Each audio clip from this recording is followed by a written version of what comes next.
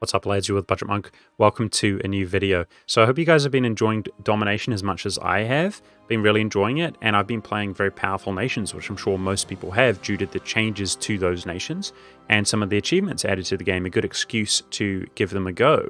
However, as I'm sure many of you know, there has been a lot of Tier 1 government types that have been added to the game. So an example is Byzantium can access one quite early through the Byzantium mission tree. Albania has one here, and we're going to jump around. Serbia has one here.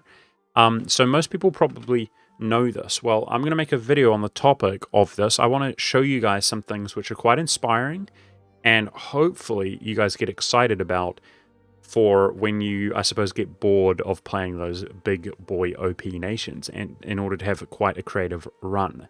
Now, I'm not going to go through all of the tier 1s, and I'm not going to show you guys exactly what they do in this video. A lot of people have covered some of that.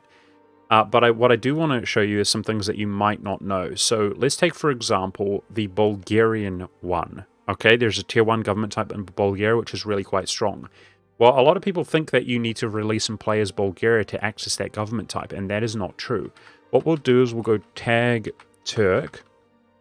This is what most people do, right? They start as the Ottomans, and they release and play as Bulgaria. So this is how the government type looks. It is basically just a slightly lesser form of the Russian same version, the Russian Tsardom instead of the Bulgarian Tsardom. This allows you to claim entire areas, increase governing capacity, and harsh treatment costs. But very notable about this is that you are Empire government rank. Very, very cool. So let's say hypothetically that you start a game as Wallachia. Well, what is one of your primary goals, guys? Your primary goal is to take out the Ottomans, right? So let's say we integrate Bulgaria in this case, and we just defeated the Ottomans and took some land, a couple of states from them. If you literally just state up those two provinces, you can see that you are majority Bulgarian. And if you are willing to cultural shift to Bulgarian, which requires 100 to promote, you need to be majority Bulgarian, 100 to shift. Lo and behold, Bulgarian Tsardom. So what is really interesting about this is that previously most tags have had various tier 1s associated with them, and that was the only way to access that tier 1 was to form the nation who had that tier 1 associated with them. In this case, form Bulgaria. But of course, Bulgaria is not a formable nation. However, as I just sort of proved here, you can access the government type. So an example in the past would have been the Jerusalem government type was only available if you formed Jerusalem, and that is still the case because Jerusalem is not an associated culture, it is a tag. But for example, guys, we need to turn debug mode on. Okay, let's go to one of my favorite OPMs ever because I achieved a crazy campaign on them back in the day, Brigands. Brigands is one of 3, the other one is Trent, the province is Venetian, but the culture of the nation is Austrian. They are one of 3 Austrian tags in the beginning of the game, and lo and behold, guys, the Austrian Archduchy. So you used to have to form Austria in order for this to be available, but it is now available because it is tied to the tag. Now, this is far from a flawless science, guys. If we go back to Wallachia, I want to show you that this blatantly and clearly says available to you due to being Orthodox and Bulgarian.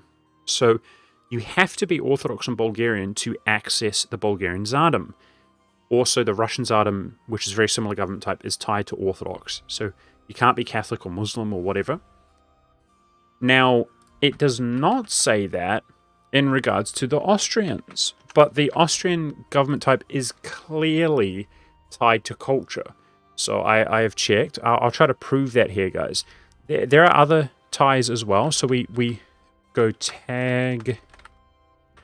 We're now Trent. So you say, well, Austrian Tsardom is there, right? No. Why not? Because I can't type and speak, excuse me. Reform progress Because we're not a duchy. We're not a monarchy, right? So you have to actually be a monarchy to access the Archduchy. Keyword, duchy. Lo and behold, we're now a monarchy. We're Austrian, and there's the Austrian Archduchy. So if you play around with this, you will find that most of these governments are tied to the culture. And believe it or not, guys, if we look at the Albanian one, you would think you have to start as Albania, right? And it doesn't say anything. But lo and behold, let's play as Ragusa, for example. Integrate Albania. Albania is going to need to be 20 development in order to promote the culture. It has to be 20 development. So we'll just develop up to 10. Okay. Cultural shift to Albanian. It's not there because we're not a monarchy, right? Reform progress. So we'll just switch to a monarchy.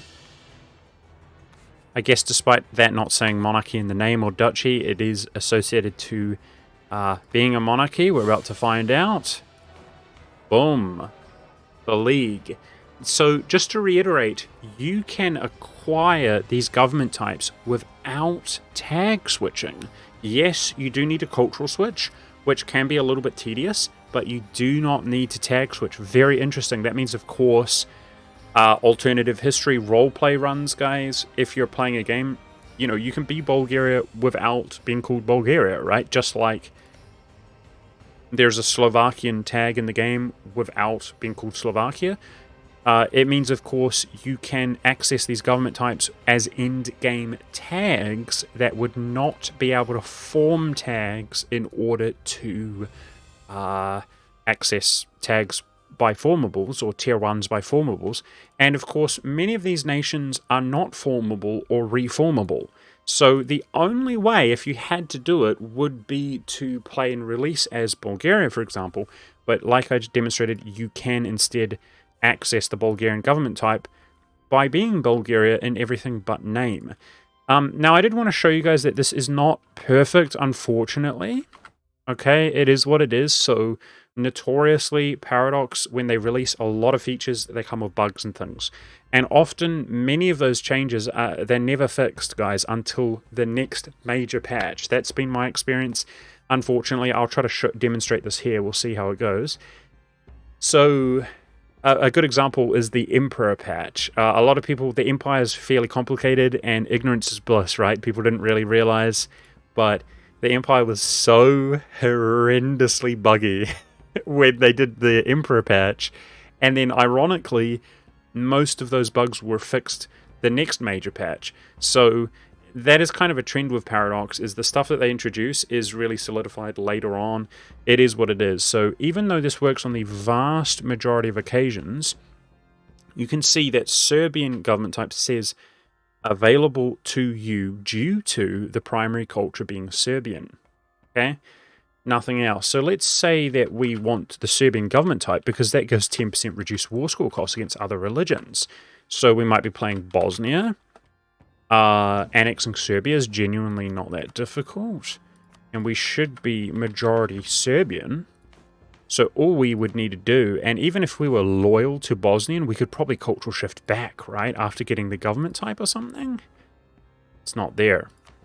So you can see we are primary Serbian. I've let the month end. I've also switched to Orthodox to see if there's some hidden, and there may be some hidden requirement, but it's not there. So this is not a perfect science. It seems to be the absolute vast majority of the time, but rip Serbian government type. It doesn't seem to be there. Let's just showcase really quickly again. Boom. Release and play as Serbia. It's there. So maybe some people are good enough to jump in and look at the code. There might be some hidden requirement there, but I wanted to show you guys in most cases. In most cases, you can switch. So let's give you guys a little bit of an inspiration as to, well, Monk, that's really informative, but what can we actually do here? Let's take, for example, the new Bohemian government type. Let's take a look at this, guys. Bohemian elective monarchy. Okay, what does it do for people who don't know? 1 reputation. Well, you can see the bonuses right there. The major thing is the reputation, okay? But what it actually does here is it allows you, let's let a day go past. How can I demonstrate this? Maybe the kill command to kill ruler? There we go. When your ruler passes away, this is what happens every time. Every time, guys. You can either have the status quo. That's one of the options. It's not clear here because of the 222. Or you can... I believe you basically do nothing. You elect basically a Czech culture group guy. This is the characters that people would most likely be familiar with when you play Bohemia, right? The 524. Or you can actually elect a Habsburg, okay? Habsburgy boy, big chinner. So if we just go in and out, you can see that we are Habsburg, all right? Now, that is a random stat roll. So, a few things. Let's say you're having a weird game. We're playing as, well, first of all, before we do that, I'm going to release Mazovia. Okay, let's release some players Mazovia. Now, Mazovia, you can see, is the only other Czech tag. Okay, they're Czech, primary culture. And boom, lo and behold, Bohemian elective monarchy. So we could assume that this is tied to the culture group, right? So let's play as Hungary, but instead, let's just say hypothetically, we wanted to release some players Nitra or something. Could be anybody, guys. You could be literally anybody, but we're Nitra, okay? And let's say that we join the Empire, and we are able to expand into the Empire, and we're going to cultural switch. Now, let's go ahead and boost this up a little bit so it's the majority of our culture. Well, there's a couple things. Oh, I got nailed the 50% there. So there's a couple things, guys. Number one is that the government type is available, as you can see, proof of concept based on culture group. Number two is that perhaps you are having... Have you ever been in the situation where you have a good ruler, but you don't really feel like you have the prestige to kick your heir who has really bad stats? I've been in that situation. I keep rolling bad stats. It's typically when you roll bad stats, you disinherit, and then you roll a bad one again, you disinherit. You're out of prestige and you roll a bad one again. There are scenarios where you have bad rulers. Well, you have the ability instead. It is when your ruler passes away, guys. You at least have another re-roll when your bad ruler passes away. But not only that, of course, he will be Habsburg. So let's go ahead and kill our ruler. So there it is. At any time, you can now switch on demand when your ruler dies to Habsburg. No matter what situation you're in, by flipping to Bohemian culture and taking the tier 1 government type. So isn't that interesting, guys? I'm just saying, this is trying to give you guys some inspiration as to some certain ways that you could take this to your advantage. You could be playing as Hungary. Hungary has the ability to go in here, right? You're supposed to go in here. Typically, Austria's rivaling them, just like that. He dishonors, you get the claims to go in here. And you could slowly, in the beginning of the game, Hungary has access to a lot of monarch points. You could convert some of these lower dev provinces to Bulgarian before you develop them up. Become a Bulgarian nation as Hungary, and you could play out your amazing golden era, your dynasty as Hunyadi, and as soon as you have a bad heir, switch government type, your ruler passes away, you're now Habsburg, and you have the ability to PU Austria really quite easily, which would be really convenient as Hungary for your mission tree. Typically, you have to make them become very small and lose the emperorship to personal union them. Well, you wouldn't be able to do that if you were Habsburg dynasty, and as well as the fact that you could become elected emperor when you dethrone them and become the Archduke of Austria yourself as the nation of Hungary, for example. So that could be done on any nation, literally. You now have the ability to become Habsburg on ruler death due to tier 1 government type, and there are many, many other things available, such as being an empire government rank on a very small nation by flipping to Bulgaria, or taking advantage. Let's take another look for people who don't know at the Albanian government type, which gives you fort defense in the beginning of the game. If you're playing as Albania straight up, guys, Albania begins with 20% fort defense. This is an amazing government type. That's 45 fort defense by default on every province. Insane. Imagine putting down edicts, guys, or going defensive. Can take people so long to actually siege down your provinces. I hope that you learned something, guys, and this benefited you in some way, that it was informative. If you guys want to watch my live stream, guys, I'm challenging myself to play the Ottomans and do Mehmed's ambition, which is to own all of the provinces required from Rome, on very hard difficulty before 1500. So most people are doing it on normal difficulty. I'm attempting it on very hard difficulty on my live stream. I'm probably live right now after posting this video. I hope you guys enjoyed. Follow the channel if you want more, and I'll see you guys next time.